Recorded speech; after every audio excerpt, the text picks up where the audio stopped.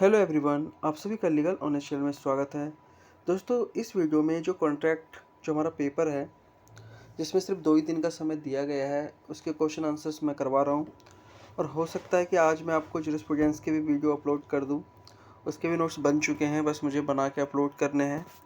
तो चलिए स्टार्ट करते हैं। ये जितने भी क्वेश्चन मैं करवा रहा हूँ, ये प्रीवियस ईयर्स में पूछे गए हैं, तो इसके चांसेस हैं कि ये एग्ज़ाम में आ सकते हैं। तो क्वेश्चन है, क्रेता सावधान का सिद्धांत क्या है, इसके क्या अपवाद है। उत्तर, लैटिन वाक्यांश केविट एम्पटर का अर्थ है खरीदार को सावधान रहने दे। माल की बिक्री अधिनियम के तहत केविट एम्पटर का सिद्धांत एक अनुबंध में जोखिमों का पता लगाने में खरीदार की जिम्मेदारी के बारे में बात करता है।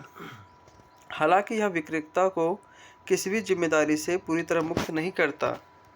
चेतावनी एम्पटर का सिद्धांत का मतलब है कि जिम्मेदारी सामान खरीदने वाले पर है और उसे सामान खरीदने से पहले उचित परिश्रम करनी चाहिए। विक्रय अनुबंध में क्रेता से सतर्क रहने की अपेक्षा की जाती है। वह विक्रेता को घटिया सामान के लिए जिम्मेदार नहीं ठहरा सकता जब तक कि संपर्क धोखाधड़ी पर आधारित ना हो। केवियट एम्पटर का सिद्धांत आमतौर पर संपत्ति लेनदेन के मामले में लागू होता है, लेकिन इसे वस्तुओं और अन्य सेवाओं के बिक्री में भी लागू किया जाता है। उदाहरण, विक्रेता बाजार में सामान उपलब्ध कराता है और यह खरीदार की जिम्मेदारी है कि वह खरीदने से पहले उसका अच्छी तरह से निरीक्षण कर ले।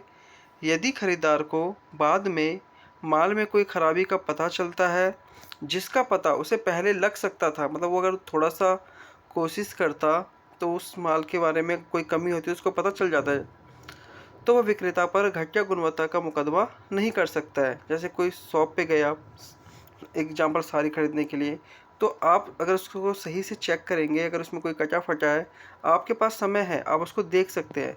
लेकिन अगर आपने बिना देखे उस चीज़ को ख़रीद लिया, फिर आप बाद में उस पर मुकदमा करते हो कि उन्होंने गलत चीज़ दी है, तो वो नहीं चलेगा। केवियट एम्पटर के सिद्धांत के कुछ अपवाद भी है। देखिए, केवियट एम्पटर के सिद्धांत और इसके अपवाद में हमें उन स्थितियों को समझने में मदद करेंगे जिनमें जिम्मेदारी केवल खरीदार पर नहीं डाली जाती है। क्रेता की खरीद के उद्देश्य के लिए उत्पाद की उपयोगिता धारा 16(1)। यदि क्रेता विक्रेता को सामान खरीदने के पीछे अपने उद्देश्य के बारे में सूचित करता है। क्रेता वो होता है जो खरीदता है, विक्रेता वो होता है जो सामान बेचता है। अगर खरीदार विक्रेता को सूचित करता है और विक्रेता जानबूझकर सामान नहीं बेचता है, तो यह क्रेता की जिम्मेदारी से क्रेता क्या है, वो जिम्मेदारी से मुक्त कर देता है। इस मामले में विक्रेता का यह कर्तव्य बन जाता है कि वह खरीदार को सही सामान की आपूर्ति करे। उदाहरण के लिए, ए व्यक्ति बी, जो एक जूता विक्रेता है, को सूचित करता है कि वह दौड़ने के लिए जूता खरीदना चाहता है, मतलब उसको ऐसे शूज चाहिए जो रनिंग के लिए सही हो। यदि बी फिर भी उसे ऐसे जूते बेचता है जो दौड़ने के लिए नहीं है, तो बी को जिम्मेदार ठहराया जा सकता है। मतलब दुकानदार को आप जिम्मेदार ठहरा सकते हो, क्योंकि आपने अपनी चीज़ें पहले उनके सामने रख दी कि मुझे ये सामान खरीदना है। उसके बावजूद अगर वो सामान आपको गलत बेचता है, तो आप उसको जिम्मेदार ठहरा सकते हैं। दूसरा, व्यापार नाम के तहत माल की बिक्री।